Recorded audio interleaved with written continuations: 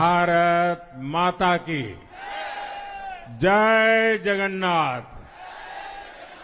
जय जगन्नाथ।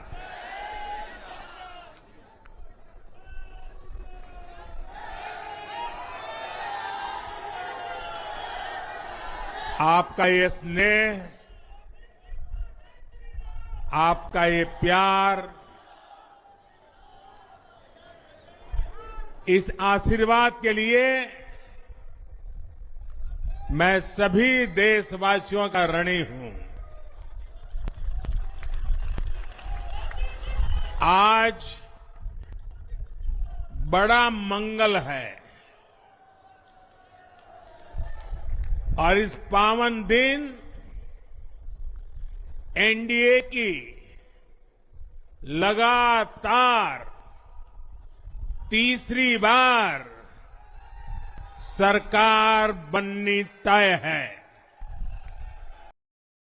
देश की 18वीं लोकसभा के चुनाव परिणाम घोषित हो चुके हैं और मोदी जी के नेतृत्व में लगातार तीसरी बार केंद्र सरकार के गठन होने की तैयारियां भी पूरी हो चुकी हैं। नरेंद्र मोदी लगातार तीसरी बार प्रधानमंत्री पद की शपथ लेंगे, परंतु इस बार एक फर्क देखने को मिलेगा। वह यह है कि मोदी सरकार की जगह एनडीए सरकार होगी। खुद संसद भवन स्थित संविधान सभा के केंद्रीय हॉल में मोदी जी ने एनडीए के नेताओं के साथ संयुक्त बैठक की और भाषण में सिर्फ और सिर्फ एनडीए सरकार का जिक्र किया। इन सबके बीच एक और बात की समीक्षा भी होनी चाहिए और वह यह है कि बनारस से नरेंद्र मोदी की जीत, क्योंकि मोदी जी की यह जीत बहुत कमज़ोर जीत रही और मोदी जी सिर्फ 1,52,513 वोटों से ही जीत सके, जबकि वर्ष 2019 के लोकसभा चुनावों में मोदी जी को 4,80,505 भारी भरकम वोट से जीत हासिल हुई थी। इस बार मोदी जी की जीत का अंतर 3,26,992 वोट कम हो गया, जबकि पिछले 2 लोकसभा चुनावों में मोदी जी की जीत का अंतर बढ़ रहा था। मोदी जी ने वर्ष 2014 के लोकसभा चुनावों में 3,71,784 वोटों से जीत हासिल की थी। बनारस के मतदाताओं ने पिछले 10 वर्षों के दौरान मोदी जी को भर भर कर वोट दिए थे और यह उनकी बहुत बड़ी उपलब्धि भी मानी जा रही थी। इस बार मोदी जी केवल 1,52,513 वोटों से ही जीत हासिल कर सके, तो कोई इस बात पर चर्चा करना भी जरूरी नहीं समझ रहा है।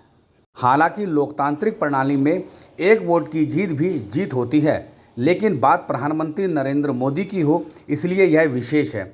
वर्ष 2019 से 2024 तक प्रधानमंत्री नरेंद्र मोदी का दूसरा कार्यकाल था और यह कार्यकाल भारत सहित विश्व भर में चर्चा का विषय रहा, क्योंकि मोदी जी की विश्व स्तरीय नेता की छवि उभर कर सामने आई थी। मोदी जी के नेतृत्व में G20 समारोह का आयोजन हुआ और यह विश्व विख्यात उपलब्धि माना गया। देश में 3 तलाक पर कानून बना, कश्मीर में धारा 377 हटाई गई, कश्मीर और लद्दाख को केंद्र शासित प्रदेश बनाया गया, अयोध्या में राम मंदिर का निर्माण हुआ, वंदे भारत ट्रेनों का संचालन हुआ, नई संसद का निर्माण हुआ, लाखों महिलाओं को फ्री गैस कनेक्शन दिए गए, करोड़ों शौचालय का निर्माण हुआ, प्रधानमंत्री आवास योजना के तहत लाखों लोगों को मकान भी दिया गया। चुनाव प्रचार के दौरान भारतीय जनता पार्टी ने यही प्रधानमंत्री की उपलब्धियां गिनवाई थी। बनारस का चहुमुखी विकास भी इस लिस्ट में शामिल था। आखिर क्या वजह रही कि इन उपलब्धियों के होने के बावजूद बनारस के लोगों ने जीत का अंतर बेहद कम कर दिया? इसके पीछे की वजह जानना जरूरी होगा। बनारस में प्रधानमंत्री नरेंद्र मोदी जी को 2014 में 5,81,000 वोट मिले थे। 2019 में यह वोट बढ़कर 6,74,664 हो गए थे और 2024 में 6,12,970 वोट प्रधानमंत्री को हासिल हुए, जबकि कांग्रेस को 2014 में 2,09,000 वोट मिले थे, 2019 में 1,95,000 वोट मिले थे और अब 2024 में कांग्रेस को 4,60,480 वोट हासिल हुए। यानी कांग्रेस के वोट। बड़ी बात यह भी रही कि मोदी जी ने इलाहाबाद, आंवला, बाराबंकी, बस्ती, इटावा, फैजाबाद, फतेहपुर, गाजीपुर, घोसी, हमीरपुर, जौनपुर, लालगंज, प्रतापगढ़, सहारनपुर और श्रावस्ती में भी चुनावी रैलियों को संबोधित किया था और उत्तर प्रदेश की जनता से मोदी जी के समर्थन में वोट मांगा था। परंतु यहाँ भी मोदी मैजिक नहीं चला और भारतीय जनता पार्टी इन सभी सीटों पर चुनाव हार गई।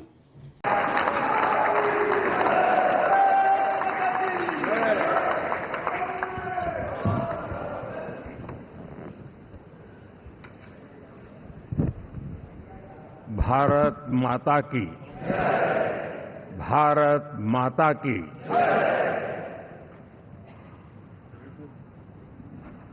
मैं सबसे पहले तो इस सभागृह में उपस्थित एनडीए घटक दलों के सभी नेतागण, नवनिर्वाचित सभी सांसदगण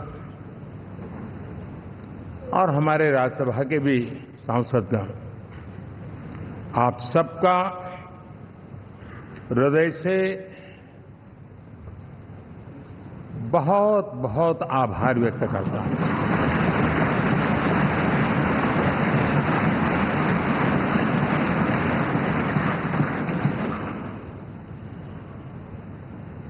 मेरे लिए खुशी की बात है कि इतने बड़े समूह को आज मुझे यहां स्वागत करने का अवसर मिला है।